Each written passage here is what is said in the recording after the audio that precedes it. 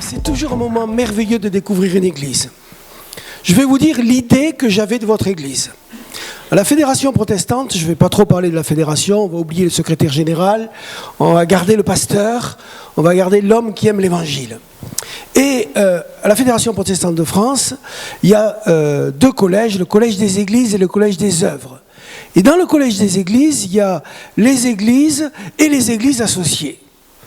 Et dans les églises associées, il y a l'église américaine, l'église suédoise, l'église allemande, l'église je ne sais pas d'où, et l'église de Rochefort. Les Américains, ils sont rattachés en Amérique, les Suédois à la Suède, les Allemands à l'Allemagne, et je me suis toujours dit, et Rochefort, ils sont rattachés à qui ? Alors je me suis dit, quand Tim m'a invité, tu vas prêcher dans une église presbytérienne, il faudrait que tu mettes un col romain, vous savez, pour être très sérieux, très solennel. Et puis, en découvrant Tim, j'ai découvert que finalement, eh bien, vous étiez une église évangélique, pleinement évangélique, et qui correspond tout à fait à notre communauté. Vraiment, c'est pareil, c'est la même famille. Nous nous appelons le Centre évangélique protestant d'Évry, donc on est quand même quasiment pareil. Hein. Et nous sommes plus jeunes, puisque nous n'avons que 30 ans, finalement, que la moitié de votre histoire. La seule chose qui nous relie, c'est que je suis né la même année que votre église. Donc votre église est aussi jeune que moi. C'est formidable, n'est-ce pas ? Nous allons ouvrir la parole de Dieu si vous le voulez bien, parce que c'est bien pour ça que nous sommes venus aussi. Je vais vous proposer d'ouvrir un texte que vous connaissez tous, je n'en doute pas, mais je voudrais le revisiter avec vous. C'est un texte que vous trouverez dans l'évangile de Matthieu, au chapitre 6. Et je le relis avec plaisir avec vous, et je suis sûr que vous le relirez aussi, tout comme moi, avec une grande joie. C'est notre Seigneur Jésus qui parle à ses disciples. Et c'est important ce que je vous dis là. Nous sommes donc au chapitre 6 de l'évangile de Matthieu, au verset 25. Nous lisons ceci. C'est pourquoi je vous dis, ne vous inquiétez pas pour votre vie de ce que vous mangerez, ni pour votre corps de ce que vous serez vêtus. La vie n'est-elle pas plus que la nourriture, et le corps plus que le vêtement ? Regardez les oiseaux du ciel. Ils ne sèment ni ne moissonnent. Ils n'amassent rien dans les greniers. Et votre Père céleste les nourrit. Ne valez-vous pas beaucoup plus qu'eux ? Qui de vous, par ses inquiétudes, peut ajouter une coudée à la durée de sa vie ? Et pourquoi vous inquiétez au sujet du vêtement ? Considérez comment croissent les lys des champs. Ils ne travaillent ni ne filent. Cependant, je vous dis que Salomon même, dans toute sa gloire, n'a pas été vêtu comme l'un d'eux. Si Dieu revêt ainsi l'herbe des champs qui existe aujourd'hui et qui demain sera jetée au four, ne vous vêtira-t-il pas à plus forte raison, gens de peu de foi ? Ne vous inquiétez donc point et ne dites pas « Que mangerons-nous ? Que boirons-nous ? De quoi serons-nous vêtus ? Car toutes ces choses, ce sont les païens qui les cherchent. Votre Père céleste sait que vous en avez besoin. Cherchez, premièrement, le royaume de cieux et la justice de Dieu, et toutes ces choses vous seront données par-dessus. Ne vous inquiétez donc pas du lendemain, car le lendemain aura soin de lui-même. À chaque jour suffit sa peine. Et il ne faut pas être chrétien pour connaître la fin de ce passage. Combien de gens répètent cela dans la vie quotidienne ? À chaque jour suffit sa peine. On verra bien demain. Mes amis, j'aimerais d'abord poser le contexte de ce passage.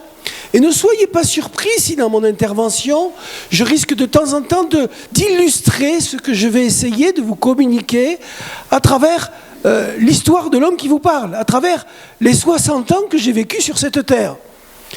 et les 60 années où j'ai pu découvrir ce Seigneur dont on parle depuis le début du culte. Alors donc le contexte pour commencer.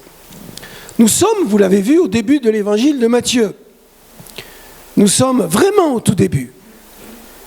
Et en fait, nous devrions être attentifs à la chronologie dans laquelle l'évangéliste Matthieu a voulu nous relater cet événement. Nous ne sommes pas là à la fin de la vie de Jésus, ou tout au moins après de longs mois ou plusieurs années, puisque ça a duré 3 ans, où Jésus a pu enseigner ses disciples sur des choses essentielles.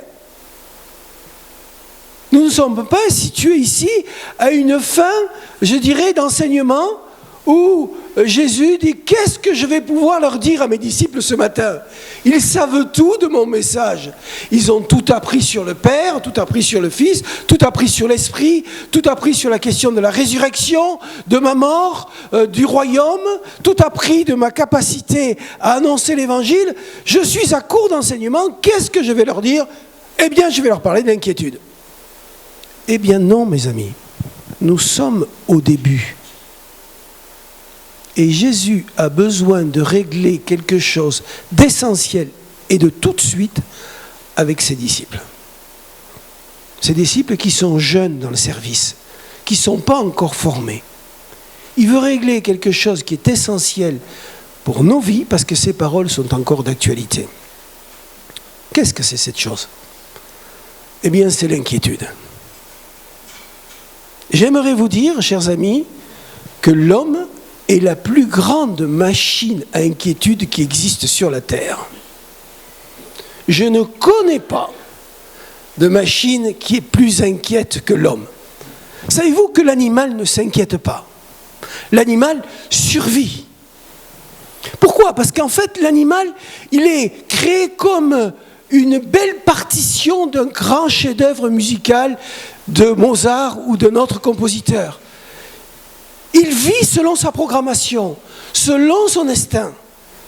Il apprend les choses parce que son instinct a été imprimé en lui.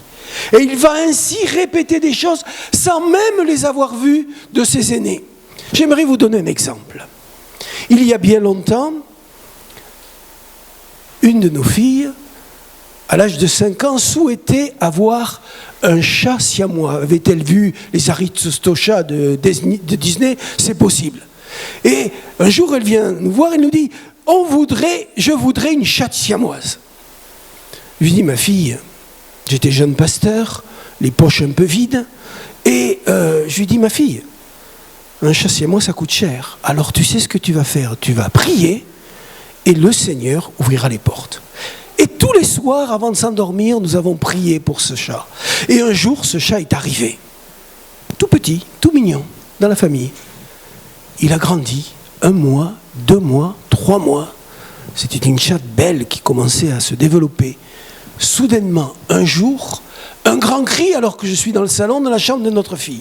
Je monte en courant, que se passe-t-il? Et là, ma fille Sarah, du haut de ses 6 ans, me dit « Papa, dis-lui d'arrêter tout de suite. » Notre belle chatte siamoise était en train de jouer avec une souris. Hop, vous savez, la petite souris là, pouf, elle saute en l'air, elle retombe, et à force d'y jouer, elle l'a blessée, et un jour, à l'instant, elle l'a mangée, ne laissant que le petit bout de queue et les intestins. Vous connaissez l'histoire. Papa, dis-lui d'arrêter tout de suite, ce n'est pas chrétien. Oui, ma fille. Assieds-toi, il faut que je t'explique. Elle n'avait pas eu de mère pour lui apprendre à chasser. Elle n'avait pas eu de mère pour lui apprendre à jouer avec la souris et dévorer la souris et laisser la petite queue et les intestins. Personne ne lui avait appris. Mais son instinct était imprimé en elle. L'homme n'est pas ainsi. L'homme a été créé par Dieu libre. Libre de choisir sa vie, et du grand moment où il arrive sur la terre, l'inquiétude l'habite. Et nous sommes les plus grandes fontaines à inquiétude que la création n'ait jamais portées. Et Jésus savait que le grand défi de ses disciples aurait été l'inquiétude et il avait besoin d'enseigner ses disciples tout de suite, avant de les envoyer deux par deux, avant de les envoyer pour être confrontés à annoncer l'Évangile. Vous savez qu'on raconte cette histoire où Jésus, attention, vous ne le trouverez pas dans la Bible, l'histoire que je vous raconte là, cherchez pas dans un passage, vous ne le trouverez pas. Jésus arrive au ciel après sa mission, il a opéré des miracles, il a fait de grandes choses, vous connaissez l'histoire, il a été jugé, condamné, crucifié, ressuscité, il arrive au ciel et c'est Abraham qui l'accueille. Et qui lui dit, alors Jésus, ta mission. Jésus lui dit, formidable. Formidable. Combien tu fais de disciples, lui dit Abraham. 100 000, 200 000, 1 million. Jésus lui dit, 12. Et encore, j'en ai perdu un. Et alors, Abraham dit, mon Dieu, le Père va être inquiet. Que va dire le Père? Et Jésus lui dit, oui, mais ils vont allumer un feu que personne ne pourra arrêter. C'est comme ça que cette église a commencé. C'est comme ça qu'un jour, un homme qui est là a dit, on va construire un bâtiment. Il n'y avait certainement pas tout l'auditoire qui est là. Mais Jésus a dit, ne vous inquiétez de rien. Alors là, ça commence à se compliquer. Parce que, vous pouvez me dire, oui mais attends, toi tu ne connais pas ma vie. Facile de faire une prédication sur une estrade, sur l'inquiétude, mais tu ne connais pas mon histoire. Tu ne sais pas tout ce que j'ai vécu ou tout ce que je vis en ce moment. Tu ne connais pas ma situation. C'est facile de dire ça, mais tu ne connais pas. Avant de répondre à cette question, je voudrais quand même vous dire une chose. Il nous faut faire la différence entre la peur et l'inquiétude. La peur est relative à un danger imminent, grave. Imaginez, vous êtes dans la rue, vous avez votre petit enfant, comme il y en avait un sur les genoux d'une dame tout à l'heure. Là, vous lui tenez la main, il s'échappe de votre main et traverse la route. Et il y a une voiture qui arrive à ce moment-là, qui donne un grand coup de frein. Il est normal que votre cœur, d'un coup, soit saisi, qu'il monte dans les rythmes. Il est normal que vous bondissiez, que vous essayiez de sauver votre enfant. Ça, c'est pas de l'inquiétude. Là où il y a des pays où dans la guerre, où les bombes tombent, là, ce que l'on est obligé de se protéger de ça, on est dans la peur. Jésus ne parle pas de ça. Jésus ne parle d'un autre problème. De cette capacité à s'inquiéter pour les choses du futur. Et nous sommes, nous, des machines à fabriquer des choses qui n'arriveront jamais. Billy Graham a écrit ceci, c'est pas de moi. J'ai passé ma vie à écouter des gens qui s'inquiétaient pour des choses qui n'arriveraient jamais. Qui de vous ce matin ne s'est pas levé en s'inquiétant pour quelque chose?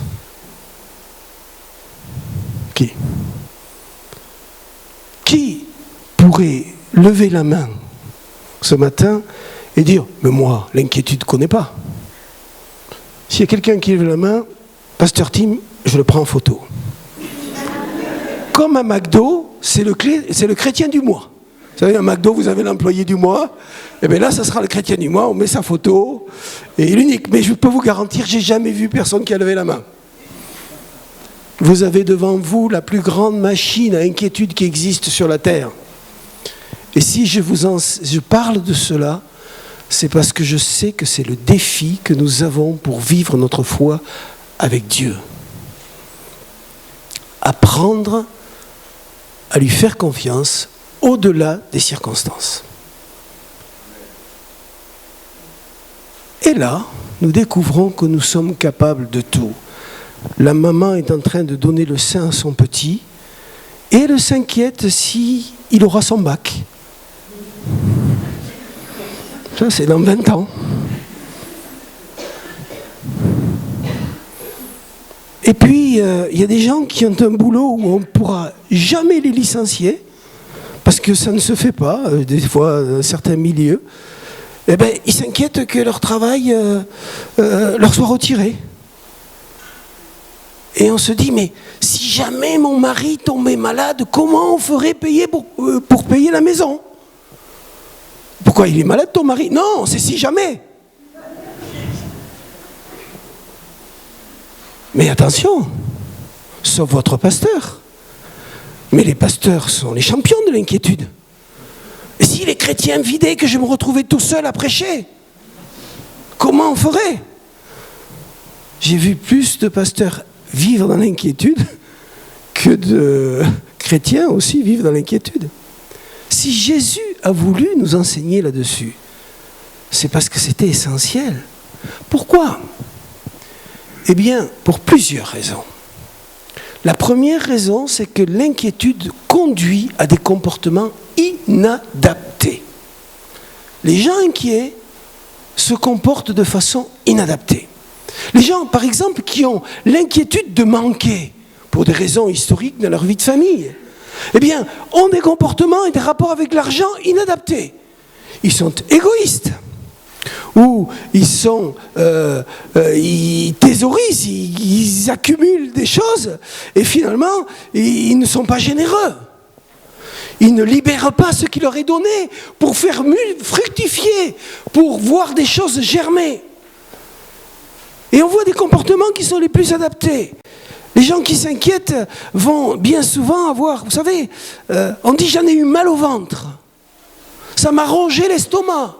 L'inquiétude va avoir une incidence jusque dans notre santé, jusque dans notre façon de regarder la vie, jusque dans notre façon de percevoir les autres.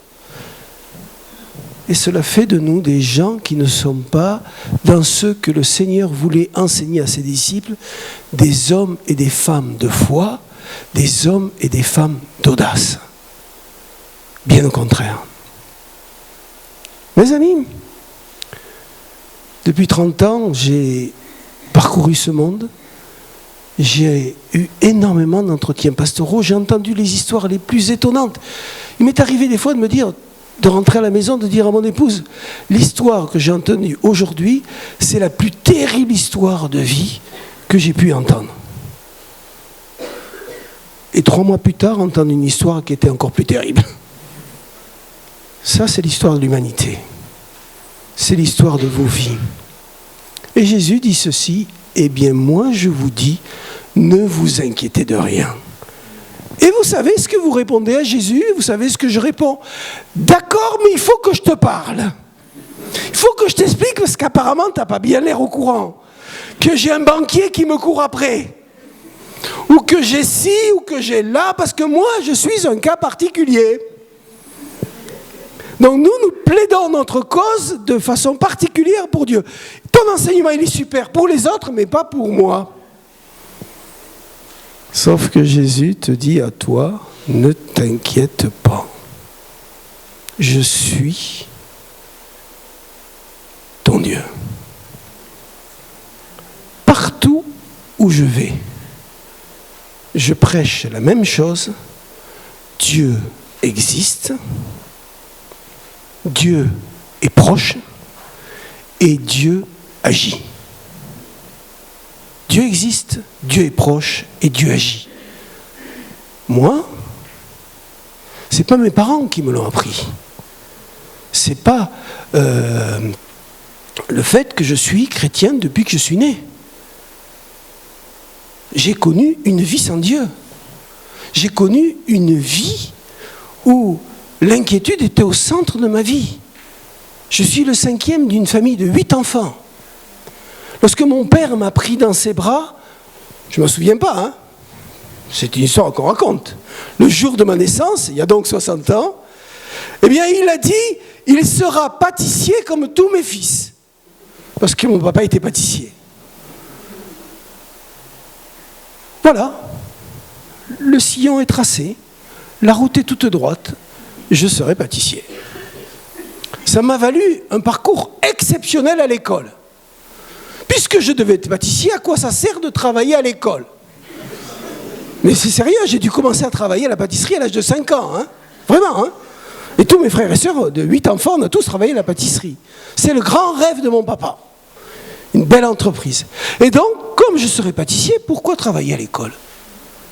Ainsi, j'ai gagné le palmarès, et là vous pouvez me prendre en photo comme l'élève du mois. J'ai gagné le palmarès jusqu'à la fin de ma scolarité d'être dernier de la classe tous les trimestres et toutes mes études. Et je ne plaisante pas. 28e sur 28, 31e sur 31, 29e sur 29, de la première classe jusqu'à la 3e. Je n'exagère pas dans ce que je vous dis. Et à l'âge de 15 ans, j'ai arrêté l'école parce qu'il fallait vraiment arrêter les dégâts. Et j'ai commencé ce métier que je n'ai pas choisi.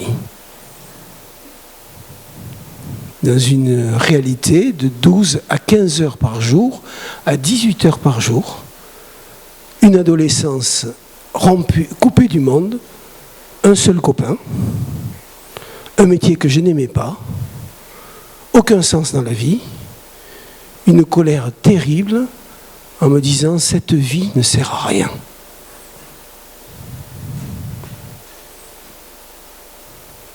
J'étais un jeune homme en rupture avec le monde, rempli de haine et d'inquiétude. Mais lorsque le Seigneur vient visiter une vie, il ne vient pas uniquement pour résoudre nos problèmes. Il vient pour donner une autre perspective. Repentez-vous car le royaume des cieux est proche, s'est approché de vous. Changez de vie parce que vous allez rentrer dans un nouveau monde. Vous allez connaître quelque chose de complètement nouveau pour vos vies. Et à l'âge de 20 ans, le Seigneur est venu me visiter sur un lit d'hôpital. J'avance très vite. Tout seul. J'étais jamais rentré dans une église de ma vie. Je ne savais pas, j'avais aucune conscience de ce qu'était une église évangélique. L'église catholique un petit peu, mais très peu. Je suis sorti de cet hôpital, je suis allé dans un magasin, je suis rentré, j'ai dit « Madame, je voudrais acheter une Bible ». Elle m'a sorti une Bible pas chère. Je dis « Non, non, il me faut une Bible, la meilleure, la plus grosse de votre magasin ». Parce que celui qui est venu me visiter mérite au moins cet investissement. Et j'ai acheté une grosse Bible, très grosse. Et pendant 2 ans, j'ai commencé à lire la parole de Dieu. Et je suis tombé sur ce passage. Et bien d'autres. Et je les ai lus et relus sans aller dans aucune église. Je les ai lus et relus en me disant, qu'est-ce que c'est tout ça? Un jour, l'Esprit a semblé parler à mon cœur. Et il m'a dit, tu vas recommencer des études. Waouh! Alors je suis allé voir ma sœur et je lui ai dit, il faut que je te parle. Je vais recommencer des études. Et alors là, elle éclatait de rire, elle m'a dit, mais dis donc, c'est pas toi qui fais, toi tu fais pas une faute par phrase, tu fais 3 fautes par mot. Et tu veux recommencer des études. Et elle est partie en riant. Elle est partie en riant. Et tout le monde s'est moqué de moi. Tout le monde. Sauf que quand le Seigneur dit quelque chose dans nos vies, les choses s'accomplissent. Je saute les détails. Mais Dieu a conduit ma vie. Du petit pâtissier désespéré de la vie, déçu de la vie, plein d'aigreur, Dieu a dit, je serai ton guide, ne t'inquiète pas. J'ai quitté la maison familiale sans argent. J'ai repris des études. Et Dieu a conduit ma vie. Et si je continuais tout au long de cette matinée, tout au long de cet après-midi, je passerai que des anecdotes où Dieu a confirmé que nous n'avons pas à nous inquiéter sur nos vies. Je peux dire que j'ai tout connu. J'ai connu des choses dramatiques et des choses très belles. Il y a une chose que je sais, c'est que Dieu n'a jamais dit que nous n'aurions pas de problème, mais il a promis qu'il serait avec nous tous les jours de notre vie. Tous les jours, il serait fidèle. Ne vous inquiétez de rien, a-t-il dit. Un jour, j'avais, je crois, 12 ou 13 ans. 8 enfants, ma maman avait, donc j'étais le 5e. Et vous imaginez, elle tenait un commerce, une maison. J'ai toujours vu maman travailler. Moi, elle est morte. Elle est décédée il y a 3 semaines. D'une vie bénie. 90 ans. Avec une vie de travail. Et nous étions là, ses enfants, les conjoints de ses enfants, ses petits-enfants, les conjoints des petits-enfants, les arrière-petits-enfants. 75. Une petite bout de femme comme ça, 75 qui étaient là.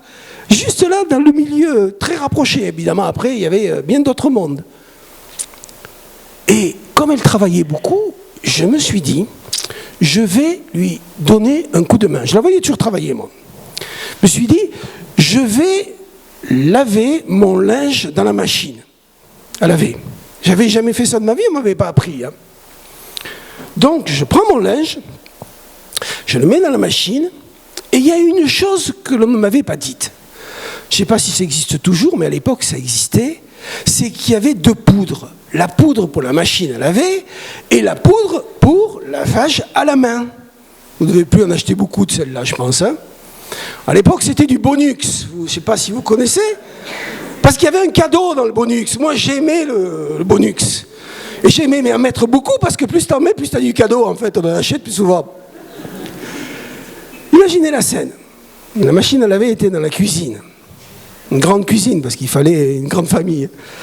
Je mets mon linge, et vas-y que je te mets du Bonux, du Bonux, du Bonux, du Bonux, du Bonux. Et je mets beaucoup de Bonux, mais du Bonux à main, lavage à main. Je mets la machine en route, et je monte dans ma chambre. Et voilà qu'une heure après, j'en sais rien, je redescends pour ressortir mon linge. Et que se passe-t-il ? Qu'est-ce que je découvre ? Une machine qui tournait, et qui bavait, et la cuisine était inondée d'une épaisseur de mousse comme ça. Et donc je pousse un grand cri, j'étais devant la porte, j'allais rentrer, j'avais le pied comme ça là, et je pousse un grand cri. Je me suis dit, si tu mets ton pied, tu vas disparaître là-dedans, la mousse va t'envahir. Ma sœur descend, toujours la même, et elle regarde la scène, et elle met son pied dans la mousse, elle ne disparaît pas. Elle marche, elle arrête le bouton, elle me dit, ça c'est la première chose que tu aurais dû faire. Eh bien mes amis, l'inquiétude c'est pareil. L'inquiétude c'est de la mousse. Cette inquiétude, elle est faite pour nous séparer de la confiance en Dieu. Cette inquiétude, elle est faite pour nous empêcher d'accomplir notre destinée dans la vie. Et la majorité de nos inquiétudes, ce sont des mousses. Et nous en avons peur. Et nous laissons cela dominer nos vies. Et nous laissons nos pensées, nous laissons nos cœurs. Ça brise nos relations, ça abîme notre santé, ça nous donne un comportement où nous nous recroquevillons, où nous faisons des bêtises, plutôt que de marcher sur un autre chemin.